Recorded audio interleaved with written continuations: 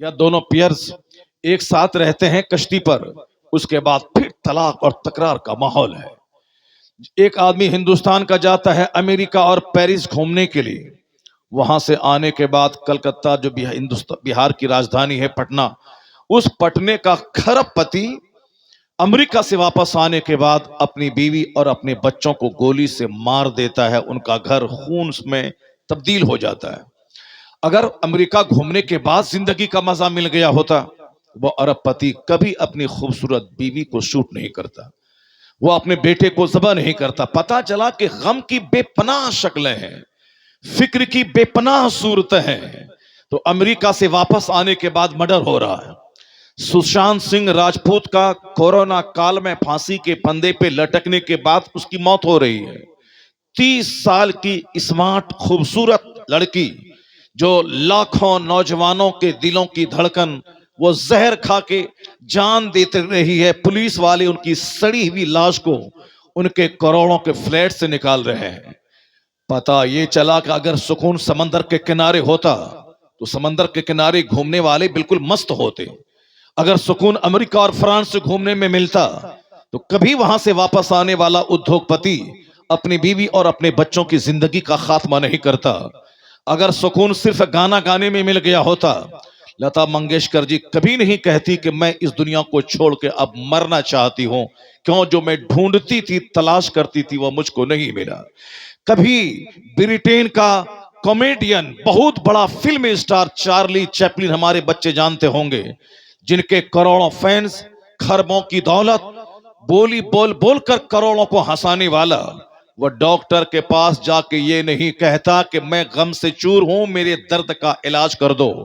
Doctor نے کہا کہ چارلی کا شو دیکھا کرو، کہا کہ جس کا شو دیکھنے کا مشورہ آپ دیتے ہیں وہ کوئی دوسرا نہیں، وہ چارلی چیپلن میں ہی ہوں۔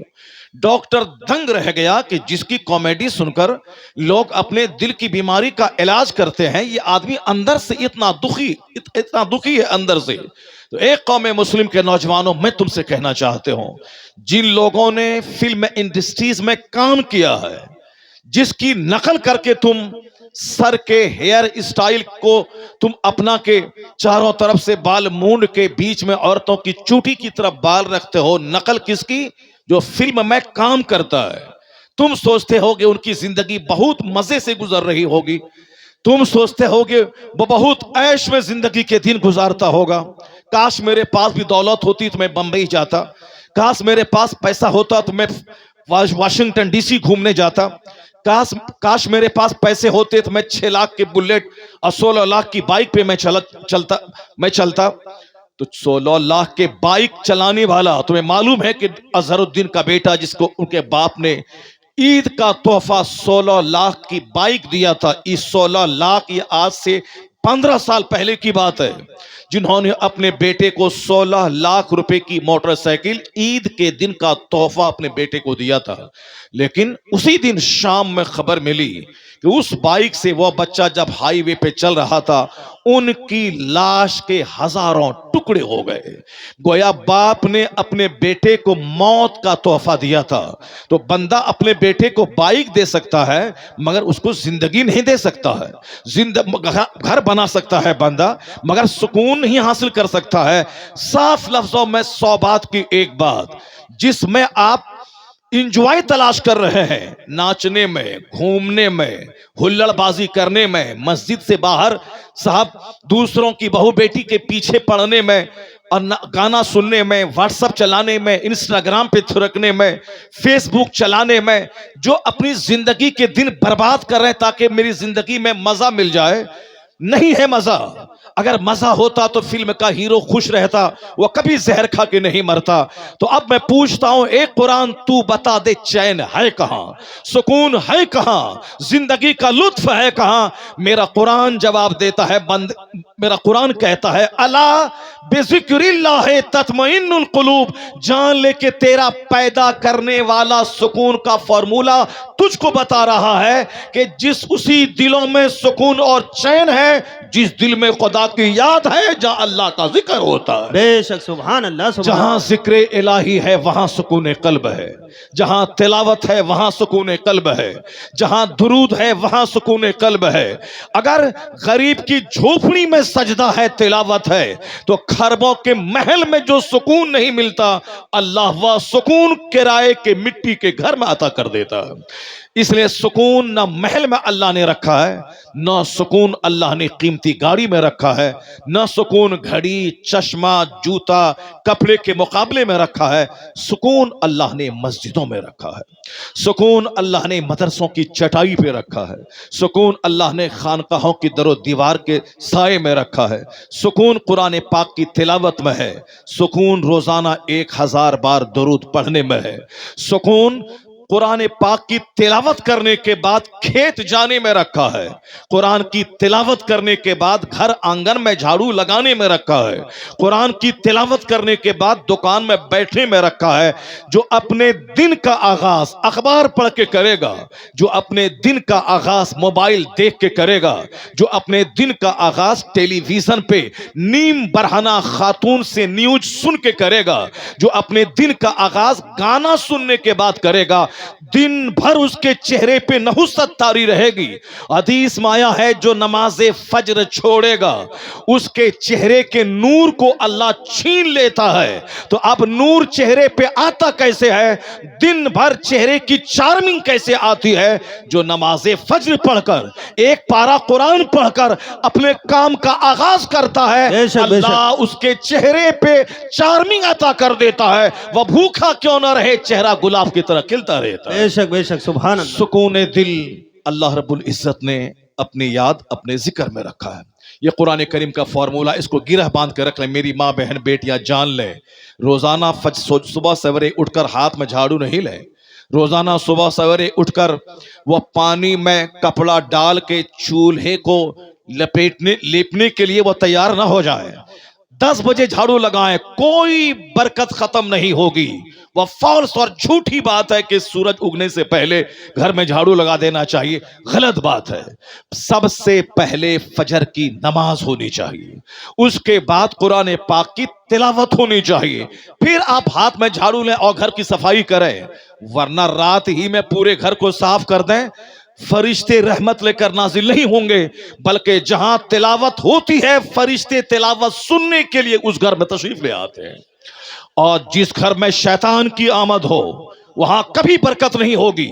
جہاں تصویر ہے وہاں شیطان کی آمد ہے، جہاں فلمیں دیکھی جاتی ہیں وہاں شیطان کی آمد ہے، جس گھر میں گانے بجانے ہوں وہاں شیطان آتا ہے، اور جس گھر میں تلاوت ہو وہاں فرشتے آتے ہیں، جس گھر میں درود ہو وہاں فرشتے آتے ہیں، جس گھر میں قرآن پاک پڑھا جائے وہاں فرشتے آتے۔ نہیں سنا آپ نے وہ حدیث پاک؟ نہیں سنی آپ نے کہ ایک صحابی سرکار کے پاس آ کے کہنے لگے، آقا میں قرآن پاک کی تلاوت کر رہا تھا، سامنے میرا گھوڑا بندھا ہوا تھا، وہ گھوڑا اچھل کود کرنے لگا، میں پریشان تھا کہ گھوڑا اچھل کود کیوں کر رہا ہے؟ جب میں پڑھتا تھا وہ اچھل کود کرتا تھا۔ حضور میں نے جب قرآن پاک کی تلاوت بند کر کے جب باہر آ کے گھوڑے کے پاس میں نے دیکھا تو دیکھا کہ وہاں سے لے کے آسمان تک ایک نور کا ہالہ ہے، ایک نور کی قندیل لٹک رہی ہے۔ آقا نے فرمایا تم کیا پڑھ رہے تھے؟ کہا حضور میں سورہ کہف کی تلاوت کر رہا تھا۔ تو کہا فرشتوں کی جماعت تھی جو تمہاری تلاوت کو سننے کے لیے تمہارے گھر پہ آ گئی تھی، اور ان فرشتوں کو دیکھ کر تمہارا گھوڑا اچھل کود کر رہا تھا، فرشتوں کو جانور دیکھ رہا تھا، اچھل کود کر رہا تھا۔ پتا چلا کہ آج 1 کروڑ کی تعویذ آپ اپنے گھر میں ڈال دیں، برکت اس وقت تک نہیں ہوگی جب تک کہ گھر میں سجدے کا ماحول نہیں بنے گا، جب تک کہ گھر میں نماز کا ماحول نہیں بنے گا۔ ڈاکٹروں کے پاس جا کے آپ کروڑوں روپے پھینک کے آ جائیں، نہیں ملے گی تندرستی۔ ممکن ہے کہ آپ پیسے کے بل پہ کہتے ہیں کہ میں امریکہ جا کے علاج کروا کے آ جاؤں گا، مگر آپ کو معلوم ہونا چاہیے کہ میں آپ کو شروع میں بتا دیتا ہوں کہ ہم لوگ اسلام کم پڑھتے ہیں، میرے بچے کم پڑھتے ہیں. ہمارے بچے نہیں جانتے ہیں کہ نماز کے فائدے کتنے ہیں. ہمارے بچے نہیں جانتے ہیں کہ تلاوت کے کتنے فائدے ہیں. چونکہ میرے بچے قرآن پاک کی فضیلت پڑھیں تب نہ اسے معلوم ہو.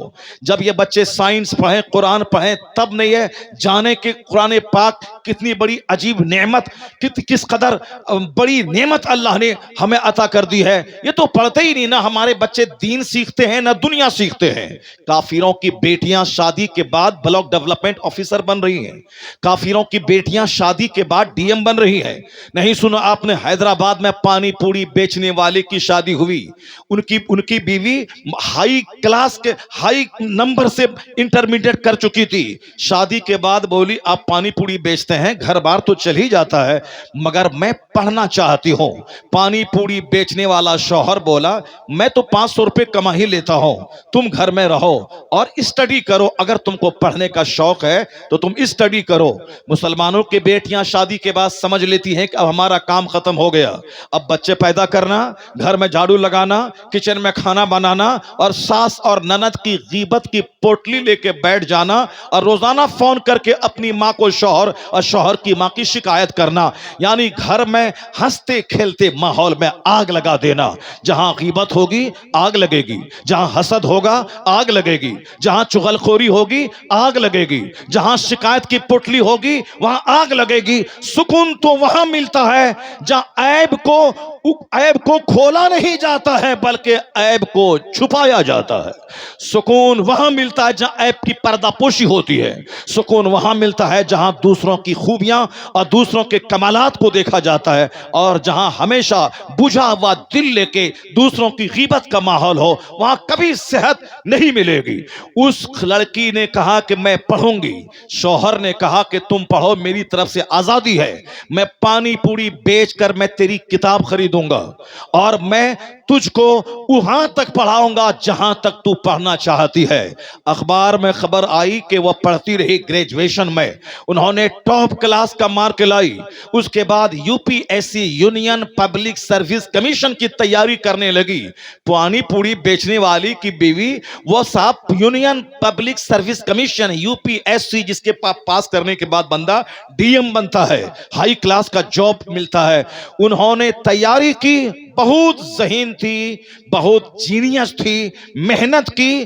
وہ دن آیا کہ وہ ہندوستان میں ایک ڈسٹرکٹ کی ڈی ایم بن گئی. اب پانی پوری بیچنے والے شوہر کی تقدیر بدل گئی. میری بیٹیاں بھی وہ نہیں بنے ڈی ایم، وہ نہیں بنے بلاک ڈیولپمنٹ آفیسر. اگر وہ شادی سے پہلے بہار شریعت نہیں پڑھی ہیں تو شادی کے بعد پڑھ لے. شادی سے پہلے قرآن پاک کا ترجمہ کنز الایمان نہیں پڑھی ہیں تو شادی کے بعد پڑھ لے. وہ شادی سے پہلے التحیات ٹھیک سے نہیں پڑھی ہیں، وہ شادی کے بعد پڑھ لے. وہ شادی سے پہلے درود تاج یاد نہیں کری ہیں تو شادی کے بعد کر لے، تاکہ ایک اچھی بیوی بن کر گھر میں رہے، کنیز فاطمہ بن کر رہے. ان کے تقوی پرہیزگاری سے شوہر کی دعا قبول ہوگی، شوہر کے کاروبار میں برکت ہوگی، اور جب وہ مرے گی تو فلم کی ہیروئن کے ساتھ جہنم میں نہیں بلکہ فاطمہ الزہرا کے ساتھ جنت الفردوس میں اپنا گھر پائے. نعرہ تکبیر، نعرہ رسالت، تعلیمات اعلی حضرت. سبحان. شادی کے بعد اپنی لائف کو برباد نہ کریں بلکہ عورتوں کے پاس بے پناہ ٹائم ہوتا ہے، اس ٹائم کا وہ صحیح استعمال کر سکتی ہیں اور اپنی آنے والی نسلوں کو سماج کا سدھارک اور سماج کا ایک زبردست کامیاب انسان وہ بنا سکتی ہیں. میں ہسٹری کے چند اوراق کھول کر آپ کے سامنے میں بتاتا ہوں کہ کس طرح ہماری ماں بہن بیٹیوں نے اپنی زندگی سنواری اور آنے والی نسلوں کو سنوارا. بس ایک چیپٹر میں کھولتا ہوں تاکہ آپ کو اس چیپٹر سے ایک نور ملے، وہاں سے روشنی ملے، وہاں سے پرکاش ملے. پہلے میں نے چھیڑا تھا آپ سے کہ یہ کفار و مشرکین جو اسٹڈی کر کے قرآن پاک کے عجائبات کو پڑھتے ہیں، اس کا ایک عجوبہ میں آپ کو بتاتا ہوں. اس ہندوستان میں بی جے پی کی گورنمنٹ ہے، बीजेपी की गवर्नमेंट भाजपा पार्टी के बनाने वाले 3 कैडर लीडर है। एक का नाम है आडवाणी, एक का नाम है अटल बिहारी वाजपेयी, एक का नाम है डॉक्टर मुरली मनोहर जोशी। यह 3 पिलर हैं, भाजपा पार्टी के 3 पिलर है, जिसके बारे में हम लोग कहते हैं कि इस पार्टी का प्रोजेक्ट, इसका प्लान कैसा कैसा है सबको मालूम है। मगर सिर्फ एक बात कहता हूं, जिसको हम इस्लाम दुश्मन पार्टी कहते हैं, उसका एक cadre leader doctor Manohar Joshi. ये कोई अखबार पढ़, कोई साहब मोबाइल चला के नहीं, कोई सुनी सुनाई कहानी नहीं, बल्कि मैंने अखबार में दूसरे ही दिन इस कहानी को मैं पढ़कर उसके बाद से लगातार 7 साल से मैं अपने नौजवानों को कहता हूं, जो नमाज को तुम बोझ समझते हो, जिस नमाज से तुम भागते हो, जो नमाज बुढ़ापे के लिए तुम छोड़ बैठे हो, और आज तो बुढ़ापे को, बूढ़े को तो मौत कम आ रही है और जवान ही ज्यादा मर रहे हैं।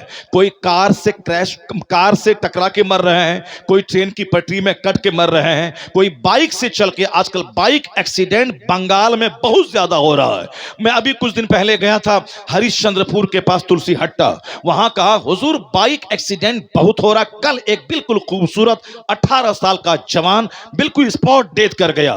जाहिर सी बात है, शराब के नशे में और दूसरों को पीछा करने के लिए और अपने आगे बढ़ने के लिए मौत को सामने नाचती भी वो देख रहे हैं, दूसरों का अंजाम, फिर भी उससे सबक हासिल नहीं करके बेतहाशा स्पीड में जो गाड़ी चलाएगा, जाहिर सी बात है मौत तो उसका इस्तेकबाल करेगी और जिंदगी से हाथ धो बैठेगा। इसलिए गाड़ी चलाने में भी शालीनता होनी चाहिए, संजीदगी होनी चाहिए। गाड़ी है इसे ताकि मैं अब घर से चल के दुकान जाऊं, सफर करूं, ना कि उस गाड़ी के जरिए मौत को मैं खरीद लूं। यह गाड़ी इसलिए नहीं कि मैं दूसरों का मुकाबला करूं, ओवरटेक करूं और आगे बढ़ जाऊं।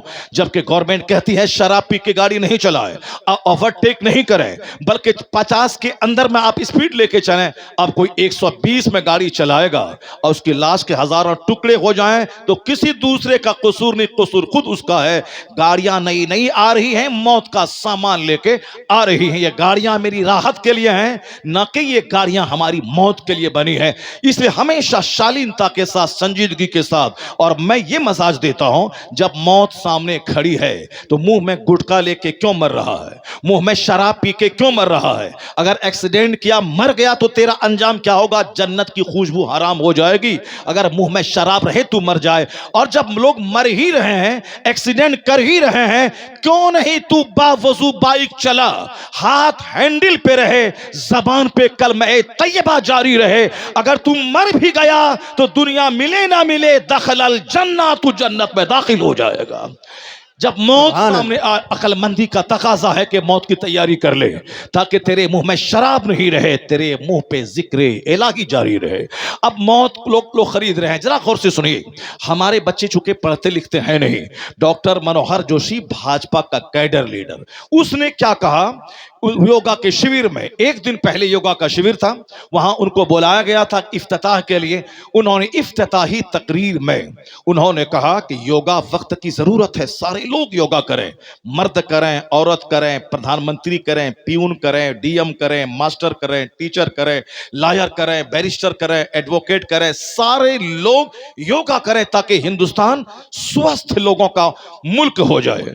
वरना अगर बैठे बैठे रहेंगे, आप साहब खाएंगे पिएंगे सोएंगे और आप बदन को हरकत नहीं देंगे तो हिंदुस्तान बीमारों का मुल्क हो जाएगा। जिस मुल्क में कदम कदम पे हॉस्पिटल हो, जिस मुल्क में कदम कदम पे डॉक्टर हो, जिस मुल्क में डॉक्टरों के पास मरीजों की भीड़ लगे, वह मुल्क बीमारों का मुल्क कहलाता है।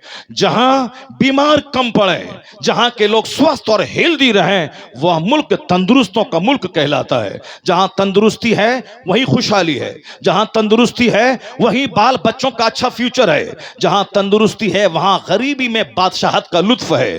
जहां तंदुरुस्ती नहीं है, करोड़ों रुपए कमाने के बाद हमेशा चेहरा बुझा रहता है, हमेशा वो अंदर से टूटा हुआ रहता है। उनको लगता है कि काश में मजदूर होता, 8 घंटे कुदाल चलाता, मगर 10 रोटी खाता और उसको पचा लेता। ये खरबों की दौलत है और खाता हूं मड़वा की रोटी। डॉक्टर ने कहा कि गेहूं की रोटी खाएगा तो तुम्हारा पेट, तुम्हारा लीवर जलकर राख हो जाएगा। अब तुम्हारा लीवर इतना कमजोर हो चुका है कि सिर्फ मड़वा की रोटी ही ये पचा सकता है।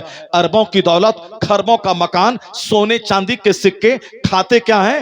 غریبوں کی خوراک. چونکہ لیور اس کا اب نہیں رہا چومن کھانے والا, نہیں رہا برگر کھانے والا, چونکہ اس میں اتنا دانہ ڈال چکا ہے پہلے ہی کہ لیور ڈیمیج ہو چکا ہے. پہلے لوگ بھوک سے مرتے تھے, پہلے لوگ فصل پیدا نہ ہوتی تھی, تنگیوں سے لوگ مرتے تھے, اور آج لوگ کھا کھا کے مر رہے ہیں. شادی بیاہ میں آدھی تیری آدھی میری خوراک کی کرتے ہیں. صاحب اپنے گھر میں 1 kg گوشت لائیں تو 10 لوگ کھا لیں, اور شادی میں جائیں ولیمہ میں بھوج میں 1 kg گوشت اکیلے کھا جائیں.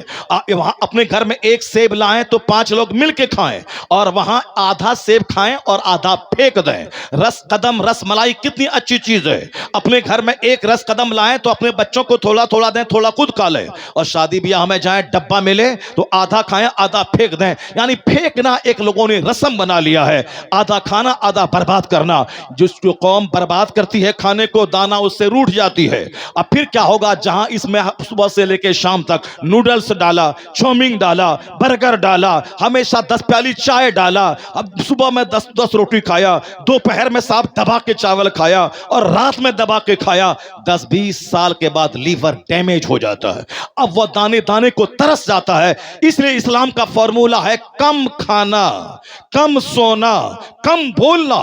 جہاں کم کھانے کی عادت ہے 80% بیماری وہاں سے بھاگتی رہتی ہے. صحت مند لوگوں کا وہ ملک ہے جہاں کم کھانے کا رواج ہو, جہاں لیمیٹیڈ بھوجن کرے, کم کھانے کا رواج ہو, وہاں صحت رہتی ہے. ڈاکٹر منوہر جوشی نے کہا آج چونکہ زیادہ کھانے کی عادت ہے اس لیے صحت خراب ہو رہی. آج بھی میں نے ہمارے بھائی ڈاکٹر ہیں, اس کے پاس میں بیٹھا ہوا تھا عصر کی نماز کے ٹائم میں. ایک بوڑھا آدمی, ریٹائرڈ آدمی نوکری سے, وہ آیا تھا. کیا ہاتھ جوڑ کے ڈاکٹر صاحب کھانا نہیں کھا رہے ہیں, کھانا نہیں کھا رہے, کھانا کھایا نہیں جاتا, بھوک نہیں لگتی ہے. میں نے ان کا چہرہ دیکھا, ڈاکٹر صاحب کو مخاطب کر کے میں نے ان سے کہا کہ ڈاکٹر صاحب تو دوائی آپ کو دے دیا, اگر آپ زندہ رہنا چاہتے ہیں, صحت مند رہنا چاہتے ہیں, کیا چاہتے ہیں کہ 25 سال کی عمر میں جیسا کھاتے تھے 75 سال میں بھی ویسا ہی پیٹ رہے؟ کیا چاہتے ہیں آپ 18 سال میں جس طرح آپ کے بدن میں ہڈی مضبوط تھی, طاقت تھی, آپ کیا چاہتے ہیں 75 سال کی عمر میں بھی اسی طرح کی ہڈی مضبوط رہے؟ جس طرح 25 سال کی عمر میں بال سر کے سارے کالے تھے, آپ کیا چاہتے ہیں 75 سال میں بھی وہ سارے بال کالے رہیں؟ جس طرح اب 18 سال کی عمر میں شادی کرنے کے بعد وہ اپنی زندگی کو آپ نے رنگین بنایا, کیا چاہتے ہیں 75 سال میں بھی وہی دن لوٹ کے آ جائیں؟ آپ کی عمر ہوگی, اب صرف 2 ٹائم کھائیے آپ. اگر صحت مند رہنا ہے, زندگی کی خوشی حاصل کرنی ہے, یہ ناشتے میں ٹھوس لیا, دوپہر میں ٹھوس لیا, اور رات میں بھی ٹھوس کے سونا چاہتے ہیں, صرف 2 ٹائم کھائیں, صبح کھائیں اور شام کھائیں, آپ خوش رہیں گے. کہا ہاں, میں نے دوائی تو بھوکے پیٹ میں کھاؤں؟ میں نے کہا صبح 2 روٹی کھا کے دوائی کھا لیں, اس کے بعد دن میں اگر بھوک لگے تو بس تھوڑا سا بسکٹ کھائیں, اور پیٹ بھر کے آپ شام میں کھائیں. پھر دیکھیں کس قدر شام میں جب بھوک لگے گی کھانے میں مزہ آئے گا. یہاں بندہ چاہتا ہے کہ 80 سال کے بڑھاپے میں بھی جوان کی طرح ہی کھائیں, کھیر بھی کھائیں, کھیر بھی کھا لیں, رس ملائی بھی کھا لیں, حلوہ بھی کھا لیں, روٹی بھی کھا لیں. معلوم ہے تمہیں پیغمبر اعظم علیہ السلام کے پاس مصر کے بادشاہ نے ایک طبیب کو بھیجا تھا کہ یا رسول اللہ میں ایک ڈاکٹر بھیج رہا ہوں, اس سے اپنے بیماروں کا علاج کروایا کیجئے, میں ڈاکٹر کا تحفہ بھیج رہا ہوں. آقا نے دوسرا تحفہ قبول کیا اور ڈاکٹر کو یہ کہتے ہوئے واپس کر دیا کہ ہمارے ہاں لوگ بیمار کم پڑتے ہیں, اس طبیب کی حاجت نہیں ہے. کیوں؟ یہاں جب بھوک لگتی ہے تب لوگ کھانا کھاتے ہیں, اور ابھی بھوک باقی رہتی ہے کھانا چھوڑ دیتے ہیں. اس لیے مدینے کے لوگ بیمار نہیں پڑتے, اور پوری زندگی میں 63 سالہ زندگی میں آقا علیہ السلام کبھی خطرناک مرض کے شکار نہ ہوئے. صرف 2 بار آپ کو بخار آیا, اور جو آپ جس مرض میں آپ اس دنیا کو چھوڑ کے گئے, وصال فرمائے, ظاہری زندگی سے آپ پردہ فرمائے, وہ مرض بھی بخار ہی تھا, صرف 2 بار آیا. صحابہ کرام 10-10 kg کی تلوار اٹھا کے جہاد کرتے تھے, وہ بھوکے رہتے تھے, ایک کھجور کھاتے اور 10 kg کی تلوار اٹھاتے. پتہ یہ چلا کہ پیغمبر اعظم یہ کہنا چاہتے ہیں جہاں کم خوراک لوگ ہوں صحت وہاں رہتی ہے، اور جہاں زیادہ کھایا جائے ہارٹ بیمار ہوتا ہے، جہاں زیادہ کھایا جائے وہاں پیٹ بیمار ہوتا ہے، جہاں زیادہ کھایا جائے وہاں کڈنی خراب ہوتی ہے، جہاں زیادہ کھایا جائے وہاں سوچنے سمجھنے کی طاقت مفلوج ہوتی ہے۔ اس لیے صحت چاہتے ہیں تو آپ ہمیشہ کم کھائیں، کوئی ایکسرسائز کرنے کی ضرورت نہیں ہے۔ لیکن اب چونکہ لوگوں کی ہوس اتنی زیادہ ہے، جیسے بچوں کو اپنے ہاتھ میں 1000 روپے کی ٹافی دے دیں، وہ ٹافی اچھی نہیں لگتی، وہ دوسرے بچے کے ہاتھ میں 2 روپے کی ٹافی اگر وہ دیکھتا ہے تو بچے کو وہ ٹافی اچھی لگتی ہے اور اپنے ابو سے کہتا ہے وہ ہمیں چاہیے۔ اسی طرح عورتوں اور خواتین کے پاس چونکہ سمجھ تھوڑی سی کم ہوتی ہے، ان کو 10,000 روپے کا سوٹ لا کے دے دیں، اگر کوئی دوسری عورت 300 روپے کی سوٹ پہنی ہوئی ہے تو ان کو 10,000 کی سوٹ اچھی نہیں لگتی، وہ اس کے سوٹ کو وہ دیکھتی ہے۔ وہ اپنے گھر میں 2000 کے قالین بچھے ہیں، اس کو وہ اچھا نہیں لگتا، وہ دوسرے کے گھر میں اگر 300 روپے کا بورا بچھا ہوا ہے تو وہ اس کو اچھا لگتا ہے۔ اس لیے ان کی نظر دوسروں کے لباس پہ، دوسروں کے زیور پہ، دوسروں کی انگوٹھی پہ، دوسروں کے رنگ پہ رہتی ہے۔ اسی لیے کہا گیا ہے کہ یہ کم عقل ہے، اس کو گھر سے باہر نہ جانے دے، اس کو چھت پہ نہ جانے دے، اس کو غیروں سے بچا دے، اس کو دیور سے بچا، اس کو کزن سے بچا، اس کو غیر مردوں سے بچا۔ اگر اس کی عزت پیاری ہے تو غیر مردوں کا خوبصورت چہرہ ان کی آنکھوں میں سمانے مت دے۔ یہ اس کو ذلیل کرنے کے لیے نہیں ہے، یہ اس کی عزت کی حفاظت کے لیے ہے۔ اور جب تک یہ بات تھی، گھر میں امن تھا، شوہر کی کمائی میں برکت تھی، زناکاری دور دور میں کہیں دیکھی نہیں جاتی تھی۔ اور جب سے گھر سے باہر نکالنے اور بے پردہ گھومنے، دوسروں کا منہ دیکھنے کا چلن شروع ہوا، اس کے بعد سے بھاگنے، 5 بچے کی ماں کے دوسروں کے ساتھ بھاگنے اور غیر مردوں کے ساتھ بھاگنے، اپنے شوہر کو جان مار کے دیور کے ساتھ بھاگنے کا رواج چلا ہوا ہے۔ اس لیے اسلام نے پردے کا حکم دیا ہے تاکہ تیری زندگی کا چین بچا رہے، سکون بچا رہے۔ یہ کم عقل ہے، اسے زیادہ مت گھما، ورنہ تو ان کی فرمائش پوری نہیں کر پائے گا۔ ان کو سجدے کی عادت ڈال دے، تلاوت کی عادت ڈال دے، درود کی عادت ڈال دے، ان کو عبادت کا عادی بنا دے تاکہ تو بھی سکون میں رہے، تیرا گھر بھی جنتی ماحول دیتا رہے۔ اور جہاں عبادت کا ماحول نہیں رہا، 1 کروڑ کا گہنا ڈال دے، اور جہاں نظر دوسری عورت کے گہنے پہ پڑی پھر تمہارے سر کے بال نوچ لے گی۔ اسی لیے اس کو جتنا زیادہ ہو قرآن کی ہدایت پر عمل کر۔ وَقَرْنَا فِي بَيُوتِكُنَّ وَلَا تَبَرَّجْنَا تَبَرُّجَ الْجَاهِلِيَّةِ۔ اللہ تعالیٰ جو ہمارا خالق ہے، مرد عورت کا سب کا خالق ہے، وہ اللہ کیا کہتا ہے؟ اے عورتوں اپنے گھروں میں ٹھہری رہو، دوسری جاہلیت کے زمانے کی عورتوں کی طرح آوارہ مت پھرتی رہو۔ آج جو آگ لگی ہے پارلیمنٹ میں، آگ لگی ہے کورٹ میں، آگ لگی ہے ریزرویشن ریلوے کے ڈبے میں، آگ لگی ہے ریلوے اسٹیشن پر، آگ لگی ہے پلیٹ فارم پہ، ہر جگہ آنکھ سیکنے کی جو ریت چلی ہے، عورتوں کی آبرو ریزی کی، دست درازی کی، زناکاری کی۔ کلکتہ کے RG میڈیکل کالج میں کیا ہوا؟ ایک پڑھا لکھا پرنسپل وہ اپنے کالج میں پڑھنے والی MD کرنے والی ڈاکٹر کے ساتھ کس قدر اپنے چیلے کے ساتھ مل کر ریپ کیا۔ سارا ہندوستان سہم گیا، ہندوستان کی تھو تھو مچ گئی، پوری دنیا میں ہندوستان ذلیل ہوا۔ اگر گاؤں دیہات میں کوئی کانڈ ہو، چلو وہاں جاہل ہے، اس کی سوچ بڑی نہیں ہے، وہاں لوگ زیادہ فیچر پہ نظر نہیں رکھتے ہیں، انہیں ہیلتھ کی پرواہ نہیں ہے، انہیں آنے والی نسل کی فکر نہیں ہے۔ وہاں اگر شراب زنا ہے اس کی جہالت کی وجہ سے، لیکن جو میڈیکل کالج کا پرنسپل ہے، جو ہائیلی کوالیفائیڈ ہے، جو پڑھا لکھا آدمی ہے، اگر وہاں زنا کا کاروبار چلتا ہو، ریکٹ چل رہا ہو، پتہ یہ چلا چاہے بندہ 1000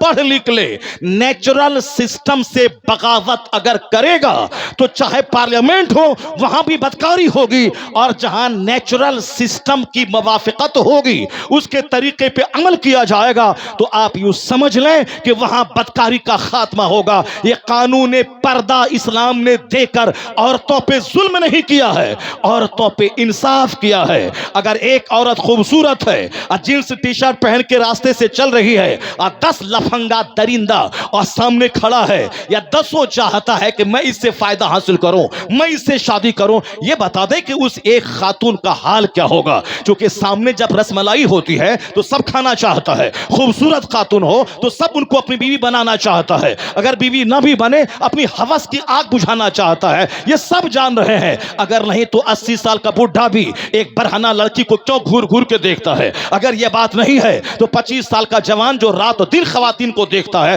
اس کے باوجود کوئی خاتون گزرے اس پر نگاہیں کیوں ٹکا دیتا ہے. اگر ایک بار دیکھنے کے بعد جی بھر جائے, یا روزانہ 80 سال تک یہ آنکھ کے سیکنے کا کاروبار کیوں چلتا ہے. جس طرح بھوک آدمی کی نیچرل سسٹم ہے, پیاس آدمی کی ضرورت ہے, پیشاب پخانہ آدمی کی ضرورت ہے, نیند آدمی کی ضرورت ہے, اسی طرح خواہشات یہ آدمی کی ضرورت ہے. اس خواہشات کو لگام دینے کے لیے شادی بیاہ کا سسٹم ہے. خواتین ہمارے لیے اللہ نے پیدا کیا ہے, ہم ان کے لیے پیدا ہوئے ہیں تاکہ دونوں لیگل وے سے نکاح کریں اور تاکہ آنے والی نسلیں بھی اس سے بڑھیں اور یہ دونوں گناہوں سے بچیں. اگر اس سسٹم سے ہٹ کے اگر آدمی کام کرنا چاہے اس کی ہوس کبھی نہیں بجھے گی. اس لیے امریکہ کے ایک رپورٹ آئی تھی کہ ایک بندہ 1000 عورتوں سے انہوں نے ہم بستری کی ہے. اب یہ اس کو ٹارگٹ بنا لیا ہے کہ مجھ کو 1100-1200 عورتوں کے ساتھ ہمیں ریپ کرنا ہے, چاہے رضامندی کے ساتھ ہو چاہے زنا بالجبر کر کے ہو. یہ خواہش کی آگ نہیں بجھتی ہے. اب اس کو لگام یہی دینا ہے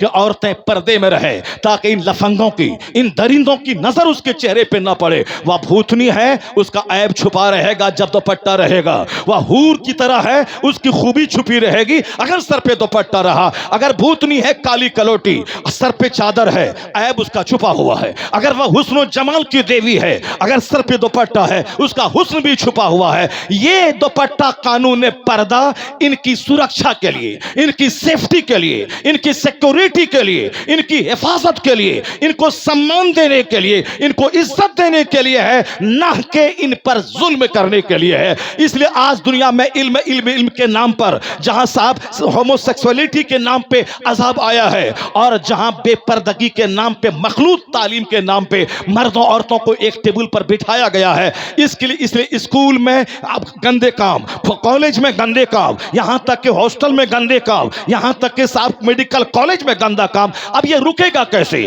نہ امریکہ روک پائے گا, نہ انڈیا کی گورنمنٹ روک پائے گی. ابھی تو 5 سال پہلے 5 لوگوں نے مل کر نربھیا سے ریپ کیا, اس کی ہتیا کر دی. 40 دن کے بعد اس کی ڈیڈ باڈی صرف صاحب ملیشیا سنگاپور سے انڈیا واپس آئی. تو اب ایک کانڈ ہوا, ان 5 کو پھانسی کی سزا ملی. اب تو رک جانا چاہیے, لیکن دوسرے ہی دن کلکتہ میں ریپ ہو گیا. تو چاہے پھانسی دو, کچھ کرو, بھوک لگنے کے بعد تو بندہ دانا کھائے گا, پیاس لگنے کے بعد تو پانی پیے گا. اگر کوئی لڑکی سامنے نیم برہنہ سوئی ہے, چاہے پھانسی کے پندے پہ نربھیا کے 5 مجرموں کو لٹکا دیا ہو, مگر یہ بندہ مانے گا نہیں. اس کا ایک ہی علاج ہے, جب تم نے آزما لیا کہ سخت قانون ریپ نہیں روک پایا, امریکہ آزما لیا کہ سخت آرمی کی موجودگی میں ریپ نہیں رک پایا, اب یہ آزما لے مصطفیٰ کا قانون. وہ قانون حیا نافذ کر دے, قانون پردہ نافذ کر دے. اگر یہ قانون نافذ ہو گیا تو دعویٰ ہے اسلام کا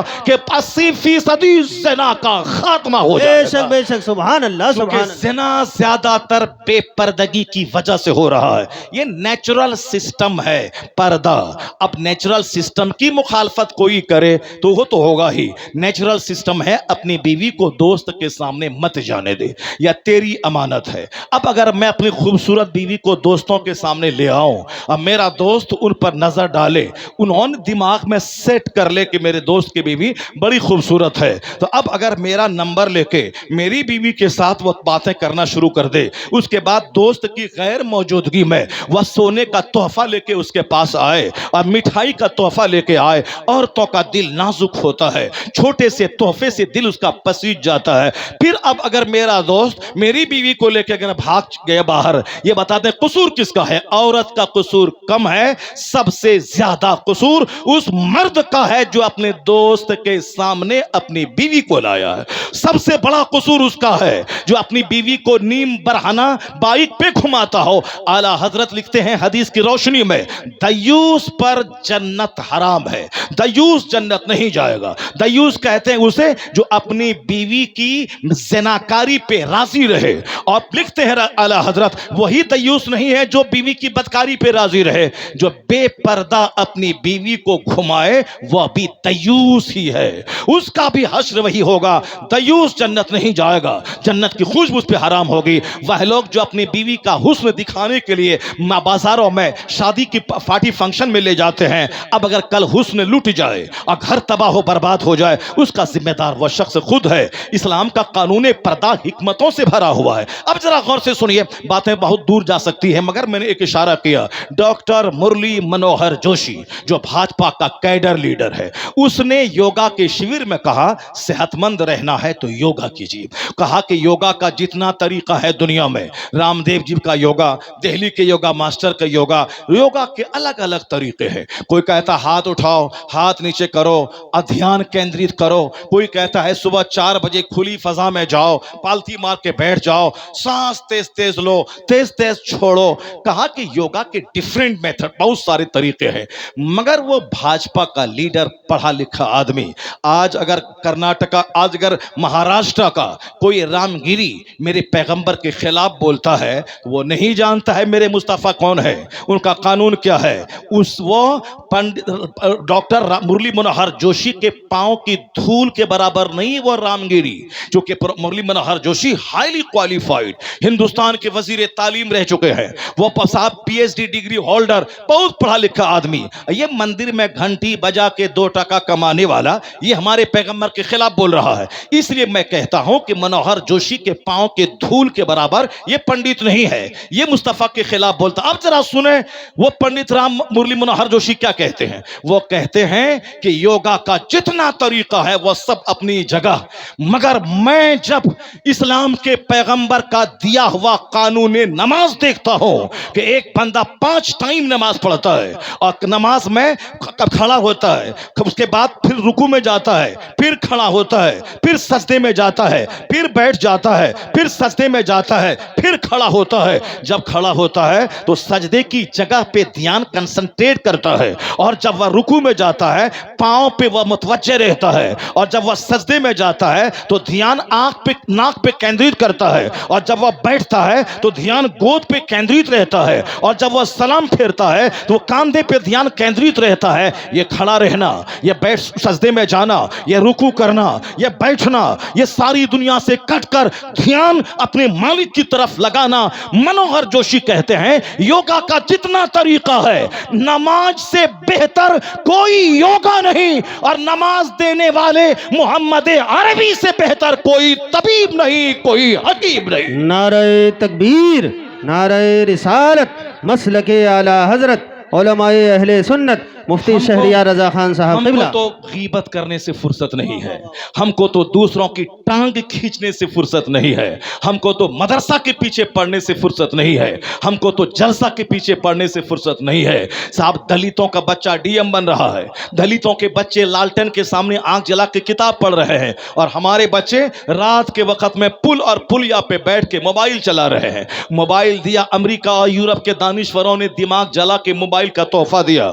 پہلے 20 دن کے بعد میرے بیٹے کے خط کا جواب آتا تھا، ایک سے 10 دن کے بعد 10 دن میں خط پہنچتا تھا، پھر وہاں سے 10 دن کے بعد جواب آتا تھا۔ اللہ کا کتنا بڑا تحفہ موبائل کی صورت میں ہے کہ بچہ سعودی عرب میں رہے، بچہ پنجاب میں رہے، بچہ امریکہ میں رہے، 1 سیکنڈ میں بچے سے کنیکٹیڈ ہم ہو جاتے ہیں، بچے سے رابطے میں آ جاتے ہیں، بچے کی خیریت دریافت کر لیتے ہیں۔ کتنی عجوبہ چیز ہے یہ موبائل۔ اس ہنگامے کے دور میں، بڑھتی ہوئی آبادی کے زمانے میں، اس افراتفری کے زمانے میں کس قدر تحفہ ہے یہ موبائل، جو ہمیں رشتہ داروں سے، ہمیں اپنے دفتروں سے اور ہمیں اپنے رشتہ داروں سے قریب رکھتا ہے۔ لیکن یہاں اتنا بڑا تحفہ ہے، اس تحفے کا مس یوز کیا ہو رہا ہے؟ کوئی پل پہ بیٹھا ہوا ہے، کوئی عورتوں کے پاس بیٹھا ہوا ہے، کوئی گندی تصویریں لے کے بیٹھا ہوا ہے، کوئی رات بھر موبائل چلا کے صبح سویرے سوتا ہے اور دن کے 10-11 بجے اٹھتا ہے۔ آپ نے دیکھا ہوگا رات بھر کتا رات بھر سوتا نہیں ہے، کبھی اس گلی میں، کبھی اس گلی میں، کبھی یہاں ہلڑ بازی، کبھی وہاں 10 کتے گئے، وہاں بھوکنے لگا. یہ رات بھر یہ کتے جاگتے ہیں، دوسروں کی نیند خراب کرتے ہیں اور ہلڑ بازی کرتے ہیں. لیکن بزرگوں نے کہا ہے جب صبح کا وقت آتا ہے، سحری کا ٹائم اور رات کا آخری حصہ، اس وقت یہ کتے سو جاتے ہیں. کہاں؟ راہ کے ڈھیر پر، بیچ راستے میں، نالا کے کنارے یہ کتے سو جاتے ہیں. کہتے ہیں بزرگوں نے کہا ہے کہ کتوں کی صفت ہے کہ رات بھر ہلڑ بازی کرنا، رات بھر جاگنا، سنیما دیکھنا، اور جب فرشتوں کے آنے کا ٹائم ہو جائے اس وقت میں مردار کی طرح سو جانا. یہ خصلت ہے کتوں کی. اور بزرگوں کی کیا خصلت ہے؟ عشاء کی نماز کے بعد اللہ کے نیک بندے سو جاتے ہیں، اور جب سحری کے ٹائم میں تہجد کا وقت ہوتا ہے تو اللہ کے فرشتے آسمان سے زمین پہ نازل ہوتے ہیں. اس کی پہچان کیا ہے؟ جب مرغ بولنے لگتا ہے، حضور فرماتے ہیں فَاسْأَلُوا اللَّهَ مِنْ فَضْلِهِ، اللہ سے اس کا فضل مانگو. کب؟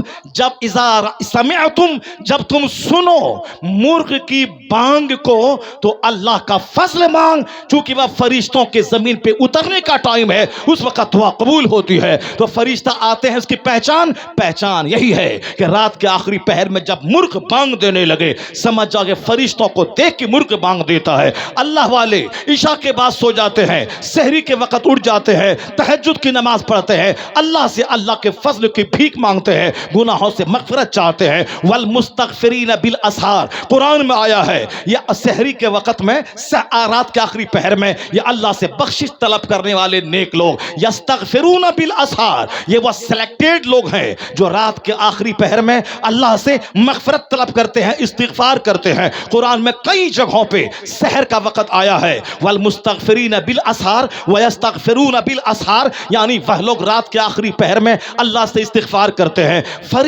نیک بندوں کی صفت ہے کہ رات کے آخری پہر میں جاگ جانا، فرشتوں کے آتے وقت اللہ سے دعا کرنا. اور شریروں اور شیطانوں کی صفت ہے، کتوں جیسی عادت ہے کہ رات بھر ہلڑ بازی کرنا، کبھی یہاں کبھی وہاں، کبھی پل پہ، کبھی پلیا پہ، کبھی دوسروں کی گلی میں، اور جب فرشتوں کے آنے کا ٹائم ہوا کتوں کی طرح مردار بن کے سو جانا. نہیں، تم شاہین صفت ہو، تمہیں فرشتوں کی عادت اختیار کرنی ہے، نیک لوگوں کے طریقے پہ چلنا ہے. ہم کبھی قادری کانفرنس کرتے ہیں تاکہ غوث اعظم کی کردار کی نقل کرنے کی عادت پیدا ہو. ہم غریب نواز کانفرنس کرتے ہیں، یہ نہیں کہ اجمیر جا کے دھاگا تالا باندھے مراد کا تالا، نہیں، غریب نواز کی زندگی سے نور حاصل کریں. ہم اعلیٰ حضرت کا عرس مناتے ہیں تاکہ اعلیٰ حضرت کی زندگی سے روشنی ہمیں ملے، عشق رسالت کا نور ملے، عمل صالح کا نور ملے، کتابوں کے مطالعے کا نور ملے، سنیت کا نور ملے، آقا علیہ السلام سے بے پناہ عشق کرنے کا نور ملے. غوث اعظم سے محبت کرتے ہیں تاکہ صداقت ملے، سچائی ملے، صفائی ملے، نمازوں کی پابندی ملے. جہاں 49 اولاد، 4 بیویاں ہیں، مگر فجر کی نماز 40 سال تک ان کا غلام کہتا میں نے مرشد کو دیکھا 40 سال تک عشاء کے وضو سے فجر کی نماز پڑھی ہے. تو ہم نے غوث کا لنگر کھایا، ان کا توشہ کھایا، تو ملیدہ کھایا، مگر غوث پاک اس کیریکٹر سے نور حاصل نہیں کی. 4 بیوی، 49 اولاد، اور عبادت کا حال ہے 40 سال تک عشاء کے وضو سے فجر تک عبادت کرتے رہیں. اسی وضو سے فجر پڑھ کے تب آپ مدرسے میں جا کے قیام فرمائے. پتہ یہ چلا غوث اعظم کا مالیدہ کھانے سے غوث پاک خوش نہیں ہوتے. تم نماز پڑھنے کی عادت ڈال کہ ہم عشاء کے وضو سے فجر نہیں پڑھ سکتے، کم سے کم عشاء کے وضو سے عشاء پڑھ لے، پھر پوری رات سو جائے، پھر فجر کے ٹائم میں اٹھ جائے اور فجر کی وجہ سے فجر پڑھ لیں. 1 لاکھ لنگر کے دیکھ سے غوث خوش نہیں ہوں گے جتنا تمہاری نمازوں کی پابندی سے غوث اعظم کی روح خوش ہو جائے گی. سرکار غوث اعظم کی روح دیکھ سے خوش نہیں ہوتی، غوث اعظم کی روح مالیدہ سے خوش نہیں ہوتی. سرکار غوث اعظم کی روح تو شریعت اور سنت پر عمل کرنے سے ان کی روح کو خوشی حاصل ہوتی ہے. ہم لوگ صرف کھانے والے پارٹی ہیں، تیجا میں کھانا، 40واں میں کھانا، برسی میں کھانا، غوث پاک کا کھانا، اجمیر اور صاحب خواجہ غریب نواز کا کھانا، محرم کا کھانا، یعنی یہ لنگر حسین، یہ لنگر امام اعظم، یہ لنگر غوث اعظم، یہ صاحب لنگر 12ویں، یہ لنگر 6ٹھی، سب بس کھاؤ، اس کے بعد جا کے ڈنڈ پہ لو اور پاخانہ کرنے جاؤ۔ صرف ہم نے لنگر دیکھا، ہم نے ان بزرگوں کے کیریکٹر نہیں دیکھا، ان کے احوال نہیں دیکھا، نمازوں کی پابندی نہیں دیکھی، ان کا تقوی نہیں دیکھا۔ یہ عرس اس لیے نہیں لگتا ہے کہ تالا دھاگا باندھا جائے، وہاں لوہبان جلایا جائے، یہ عرس اسی لیے لگتا ہے ان کی زندگی سے نور حاصل کیا جائے، ان کی زندگی سے اسپریٹ لیا جائے، ان کی زندگی سے سینٹیمنٹ لیا جائے، ان کی زندگی سے پریرنا لیا جائے، ان کی زندگی کی خیرات، تقوی کی خیرات اللہ رب العزت سے مانگی جائے۔ تو نیک لوگ ہمیشہ سحر کے وقت میں جاگتے ہیں، یہ نیکوں کی پہچان ہے، رات میں جلدی سو جانا اور صبح جلدی اٹھ جانا، اور اسی کو آج ویگیانک بھی کہتے ہیں early to bed early to rise makes a man healthy wealthy and wise. آج کہتے ہیں دانشور ویگیانک کہتے ہیں جلدی سے بیڈ پہ جائیے اور جلدی سے بیڈ سے اٹھ جائیے اگر عقل مند بننا ہے، دولت مند بننا ہے، صحت مند بننا ہے، یعنی ہیلدی بننا ہے، ویلدی بننا ہے، وائز بننا ہے۔ ہیلدی مینس سوست تندرست بننا ہے، ویلدی مینس دولت مند بننا ہے، وائز مینس عقل مند بننا ہے۔ عقل مند بننے کے لیے جلدی سونا، جلدی جاگ جانا، اور صاحب دولت مند بننے کے لیے جلدی سونا اور جلدی اٹھ کے نماز پڑھ کے اپنا کاروبار شروع کر دینا۔ جو دن کے 12 بجے دکان میں بیٹھے گا اور جو دن کے فجر کی نماز پڑھنے کے بعد 6 بجے دکان میں بیٹھ جائے گا، وہ اس کے مقابلے میں زیادہ کمائے گا، ان کی دکان زیادہ چلے گی۔ ایک ایک منٹ کو قیمتی سمجھنا ہوگا۔ ہمارے بزرگوں نے نہ زیادہ ہنسا، نہ زیادہ بولا، نہ زیادہ بات کیا، نہ زیادہ دوسروں کے چکر میں پڑا، وہ صرف آخرت کی فکر میں ہمیشہ رہتے تھے، اس لیے ان سے نور حاصل کرنا ہے۔ اب ذرا دیکھیں مروہر جوشی غیر مسلم ہے، اس نے نماز میں جب غور سے دیکھا کتنے بینیفٹس اس کو معلوم ہوئے، کتنے فوائد معلوم ہوئے۔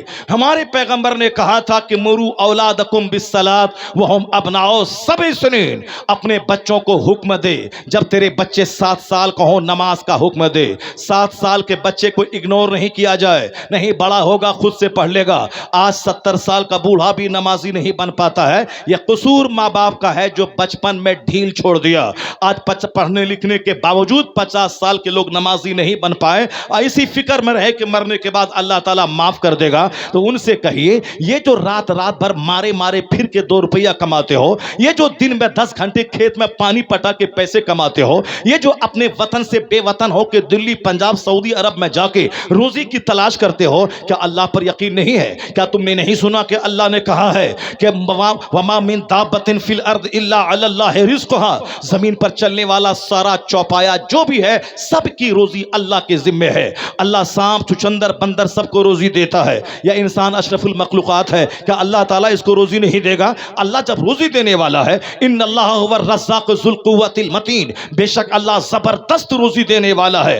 اللہ کہتا ہے لا تقتلوا اولادکم خشیۃ املاق، غریبی کے ڈر سے بچوں کو ذبح مت کر، ہم تمہیں بھی روزی دیتے ہیں، تیرے بچوں کو بھی روزی دیں گے۔ اللہ کہتا ہے فَإِذَا قَضَيْتُمُ الصَّلَاةَ، جب تم نماز مکمل کر لو تو کھڑے ہو جاؤ، اللہ کو یاد کرو، اللہ کا فضل تلاش کرو، اللہ کا فضل، اللہ کی دی ہوئی روزی تلاش کرو۔ تو پھر تم نماز پڑھنے کے بعد روزی تلاش کرنے لگے، کیوں؟ معلوم ہے کہ جب روزی اللہ دینے والا ہے تو کھیت جانے کی کیا ضرورت ہے، دکان جانے کی کیا ضرورت ہے، دلی پنجاب جانے کی کیا ضرورت ہے؟ جتنی روزی مجھ کو ملے گی اللہ مجھ کو دے گا، چاہے میں گھر میں بیٹھ کے کیوں نہ رہوں۔ جیسے سانپ کو روزی اللہ دیتا ہے، شیر کو جنگل میں روزی دیتا ہے، نابینا اندھا سانپ جو درخت کی سب سے اونچی ٹہنی میں لپٹا ہوا ہے اس کو روزی دیتا ہے، سمندر کی مچھلیاں جو 2 کنٹل کھانا کھاتی ہیں اللہ اس کو روزی دیتا ہے، پھر ہم کو روزی نہیں دے گا؟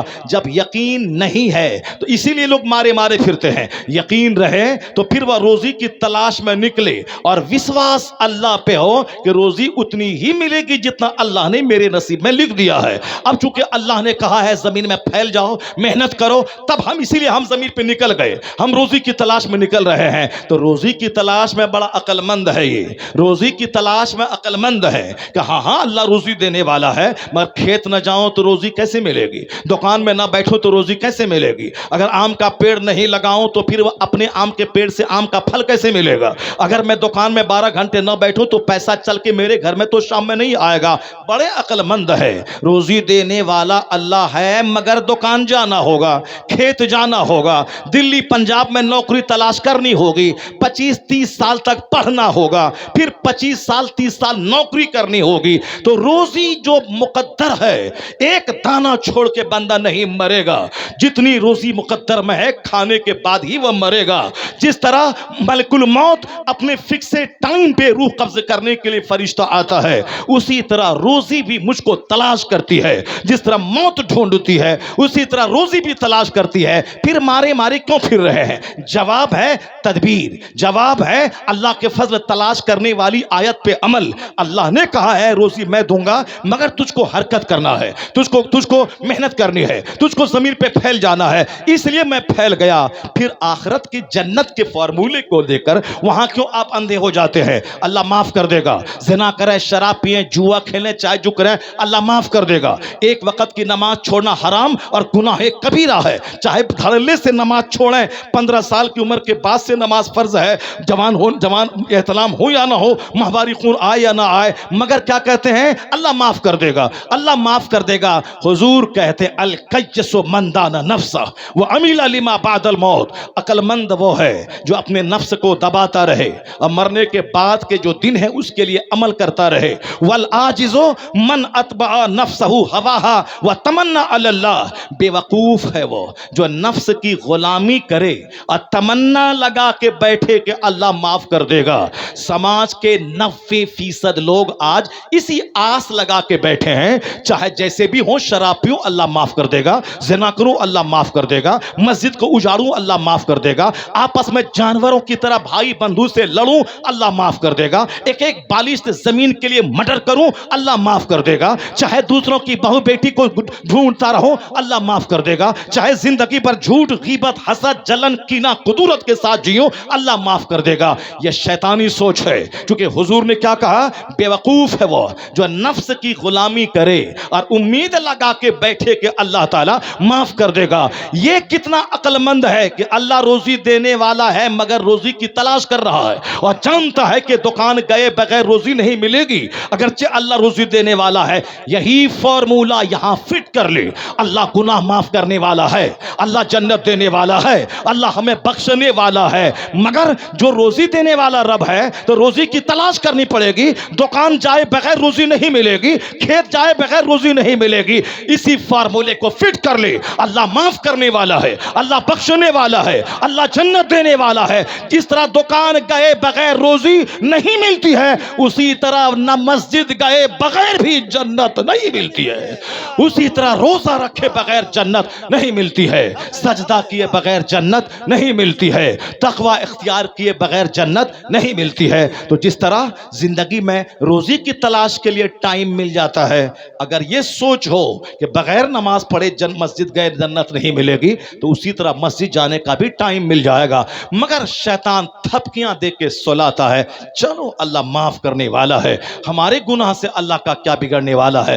امام غزالی کہتے ہیں کہ یہ شیطانی سوچ کے مخول سے باہر آنا ہوگا. یا شیطان تمہیں تھپکیاں دے کے سلاتا ہے, چلو اللہ بخشنے والا ہے معاف کر دے گا. یہ ہمارے بزرگوں نے جو ہمیشہ کہا ہے اللہ تو بخش دے, تو بخشنے والا مہربان ہے, یہ کون کہا جو 40 سال عشاء کے وضو سے فجر پڑھا ہے؟ یہ کون کہا جو 25 سال درختوں کے پتوں کو کھایا ہے؟ یہ کون بولا؟ یہ وہ بولا جو رمضان کے 30 روزے کے علاوہ سال کے 360 دن جن 5 دنوں میں روزہ رکھنا حرام ہے اس کے علاوہ وہ صاحب صائم الدہر رہے, ہمیشہ روزہ رکھتے رہے. وہ سجدے میں روتے تھے, وہ اللہ کے سامنے آنسو بہاتے تھے, وہ گڑگڑاتے تھے, ان کے رونگٹے کھڑے ہوتے تھے, ان کا بدن تھراتا تھا. وہ اتنی عبادت کرنے کے بعد بھی کپ کپاتے تھے اور کہتے تھے میرے سجدے اس قابل نہیں ہے کہ تو جنت دے دے, بس تیرا حکم ہے سجدہ کرنا, تیرا حکم ہے میں حکم کو بجا لاتا ہوں, مگر جنت تو تیرے فضل سے ملے گی. یہ شرابی, یہ جواری, یہ پاپی, یہ نماز چھوڑنے والا اگر وہ یہی فارمولہ اپنائے الہی تو فضل کرنے والا ہے, تو مجھ کو معاف کر دے گا, جنت دے دے گا, یہ شیطانی سوچ ہے. اس لیے کہ بزرگوں نے گناہ کا منہ نہیں دیکھا, وہ ڈر رہے تھے, وہ ہمیشہ اللہ سے بھیک مانگ رہے تھے, اور یہ گناہوں کی کیچڑ میں لت پت ہے. اس کے باوجود یہ کہتا ہے اللہ معاف کر دے گا, اور روزی کے بارے میں سینسیٹیو ہے, روزی کی تلاش میں وطن سے بے وطن ہوتا ہے. گرہ باندھ کے رکھ لیں, دانا نہیں کھاؤں گا تو میں مر جاؤں گا, اسی طرح نماز نہیں پڑھوں گا تو میں مسلمان نہیں رہوں گا. اس لیے اس بات بات کو گرہ باندھ کے رکھ لے. قانونی طور پر کلمہ پڑھنے والا جب تک نماز روزے کی فرضیت کا انکار نہ کرے اس وقت تک وہ قانوناً کافر نہیں ہوگا. لیکن آقا علیہ السلام کی حدیث کا تیور بھی تو دیکھیں. حضور نے کیا فرمایا ہے کہ بے نمازی کا حشر فرعون کے ساتھ ہوگا, بے نمازی کا حشر قارون کے ساتھ ہوگا, بے نمازی کا حشر حامان کے ساتھ ہوگا, بے نمازی کا حشر امیہ ابن خلف کے ساتھ ہوگا. یہ چاروں کفار گھٹیا قسم کے کافر کا نام مسند احمد شریف میں یہ روایت موجود ہے. اور حضور نے کیا فرمایا, من ترک الصلاۃ متعمدا فقد کفر, جس نے جان بوجھ کر نماز کو ترک کیا اس نے کفر کیا. اب فقہا فرماتے ہیں کفر کرنے کا مطلب وہ کفر کے قریب پہنچ گیا. اب ممکن ہے کہ وہ نماز کی فرضیت کا انکار کر جائے. میں نے کل ایک روایت پڑھی, جو سنتیں چھوڑتا ہے یا سوچ کر ارے سنت ہے چھوڑ دیا جائے, وہ دھیرے دھیرے فرض کو چھوڑنے والا بن جاتا ہے. اور جو فرض کو چھوڑتا ہے وہ دھیرے دھیرے شریعت کے قانون کو ہلکا سمجھنے لگتا ہے. وہ کہتا نماز روزہ کیے بغیر میں جی رہا ہوں, میری روزی بڑھ رہی ہے, میرا مال بڑھ رہا ہے. یہ بزرگان دین کے اقوال موجود ہے. جو سنتیں چھوڑتا ہے وہ دھیرے دھیرے فرض چھوڑنے کا عادی ہو جاتا ہے, اور جو فرض چھوڑتا ہے وہ دھیرے دھیرے شریعت کے قانون کو ہلکا سمجھنے لگتا ہے. ضروری نہیں ہے, اور جہاں شریعت کے قانون کو ہلکا سمجھا وہ کفر کے قریب پہنچ جاتا ہے.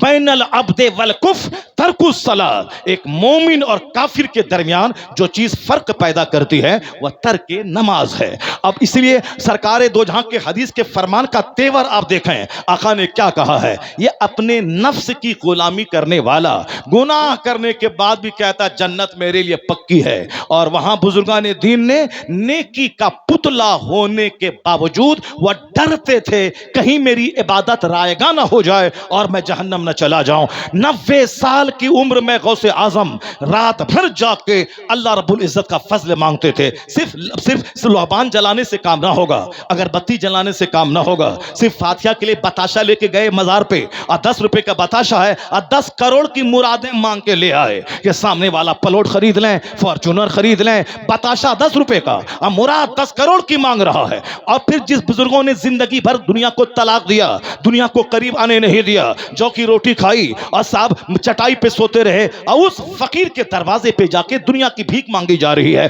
اس کا مطلب ہے ہم نے بزرگوں کے آستانے سے وہاں نماز روزے کا نور نہیں لیا. وہ تو ہم سمجھ بیٹھے کہ یہاں جانے کے بعد دنیا ملتی ہے, مکان ملتا ہے, دولت ملتی ہے. فلاں اجمیر گیا ارب پتی ہو گیا, فلاں اجمیر گیا 4 بیٹا مل گیا, فلاں اجمیر گیا فارچونر خرید لیا, اسی لیے چلو ہم بھی اجمیر چلتے ہیں. یہ اجمیر دین کی محبت میں نہیں جاتے ہیں, یہ اجمیر بزرگوں کی محبت میں نہیں جاتے ہیں کہ بابا آقا غریب نواز اجمیری آپ پیدا ہوئے ایران میں, آپ کی ماں تو رات بھر مصلی پہ بیٹھ کے سجدہ کرتی تھی. جب آپ ماں کے پیٹ میں تھے تو آپ کی ماں کا اسٹیٹمنٹ ہے کہ تہجد میں جب کھڑی ہوتی تو پیٹ سے کلمہ پڑھنے کی آواز آتی تھی. آپ کا باپ ایسا لاجواب تھا جو ایک پنچکی اور باغ سے جو حلال روزی ملتی تھی اسی سے کھاتے پیتے بچوں کو پالتے تھے, کبھی کسی دوسرے کے سامنے حدث سوال دراز نہیں کیا. جس کو زہد کہتے ہیں وہ حقیقی زہد پر آپ کے باپ نے عمل کیا. جب ماں نیک تھی اب باپ نیک تھا تو پھر کیا ہوا, اس دونوں کی کوکھ سے جو بچہ پیدا ہوا وہ بچہ 99-90 لاکھ بے ایمانوں کو ایمان کا نور عطا کر کے چلا گیا. جس کی جو ماں کے پیٹ میں کلمہ پڑھتا تھا وہ ہندوستان کی سرزمین میں اپنا وطن ایران چھوڑ کے آیا اور 90 لاکھ کافروں کو مسلم بنا, مومن بنایا, اس کے سینے میں ایمان کا نور عطا کیا جو ماں کے پیٹ میں کلمہ پڑھتا تھا. ہمارا بچہ, ہماری ماں کا بچہ, ہماری بہو بیٹی کا بچہ یا جواری شرابی پاپی ہندوؤں کو شرمانے والا, کاف ہندوؤں کو شوق پیدا ہوا پڑھنے کا, میں پڑھوں گا, ڈی ایم بنوں گا, بینک کا پروبیشنری آفیسر بنوں گا. کون کہتا نوکری نہیں ملتی ہے, لڑ کے نوکری لوں گا. اگر 5 گھنٹے پڑھنے کے بعد نوکری نہیں ملے گی 10 گھنٹے پڑھ کے نوکری لوں گا. اگر 10 گھنٹے پڑھنے کے بعد نوکری نہیں ملے گی 15 گھنٹے پڑھ کے نوکری لوں گا. ایک جنون طاری ہے. اور ہمارا بچہ باپ زمین بیچ کے ان کو بھیجتا ہے سلیگوڑی اور کلکتہ, وہاں وہ 3 گھنٹے سنیما ڈیلی دیکھتا ہے, قیمتی موبائل خریدتا ہے اور پھر روزانہ ڈریس بدلتا ہے اور پھر چوری ووری کر کے ایم اے کر بھی لے اور نوکری نہیں ملی. کیونکہ نوکری صرف آج کل ڈگری سے نہیں ملتی ہے, نوکری ملتی ہے, کمپٹیشن کا زمانہ ہے, جو جتنا زیادہ میریٹیریس ہوگا اس کو نوکری ملے گی. اس لیے اب اس مقابلے کے زمانے میں خوب محنت کو بڑھانا ہوگا, 12 سے 15 سے 18 گھنٹے تک پڑھنا ہوگا. یہ جو گھومے پھرے موبائل کا مقابلہ کیے سنیما ہال دیکھ کے کون نئی فلم آ رہی ہے, چلو آج سب سے پہلے ہال جانا ہے, 3 گھنٹے घंटे मस्जिद में 3 मिनट नहीं रहते और 3 घंटे हॉल में बैठ जाते हैं, 3 घंटे जलसे में नहीं बैठते ताकि गुनाहों का दाग धुले, आंखें रोशन हो, दिलों का जंग छूटे, आखिरत की तैयारी का स्पिरिट जगे। नहीं, यहां आए जैसे कि उजलत में आए और जल्दी से भाग गए जैसे कोई चूटी काट रहा हो। देखा आपने इस बच्चे को, नात हो रही थी, बैठा था, अभी तकरीर का ऐलान नहीं हुआ है, वह नंगे सर बैठने वाला चलता बना। आखिर ये बचाएं, ये बच्चा अगर जिंदगी भर 90 साल की उम्र पाए, यह सुबहान रब्बियल आला कैसे ठीक से पढ़ेगा, सूरह फातिहा कैसे ठीक से पढ़ेगा, ये कैसे नमाज के फराइज व वाजिबात को अमल करेगा। हर माँ बाप पर लाजिम है फिजिक्स केमिस्ट्री बच्चों को पढ़ाए, मैथ पढ़ाए, अंग्रेजी पढ़ाए, जीके पढ़ाए, जीएस पढ़ाए, ताकि दुनिया में नौकरी मिले, और उसे कुरान पढ़ाए, हदीस पढ़ाए, आलिम के पास भेजे ताकि मरने के बाद जन्नत मिले। दुनिया में खुशहाल रहना है, फिजिक्स केमिस्ट्री मैथ पढ़ना होगा, और जन्नत जाना है तो कुरान पढ़ना होगा, बाहर शरीयत पढ़ना होगा, नमाजों की पाबंदी करनी होगी। अगर फिजिक्स पढ़ने के लिए किसी काफिर के दरवाजे पे जाना हो जाते हैं तो जन्नत जाने के लिए आलिम के दरवाजे पे जाना होगा, ताकि दूसरों का चेहरा देखें तो डीएम बनने का जुनून पैदा हो, और आलिम का चेहरा देखें तो जन्नत जाने का जुनून पैदा हो। दोनों जहान की नेमत चाहिए हमें। ऐसा नहीं कि दुनिया में कंगाल रहें, भिखारी रहें।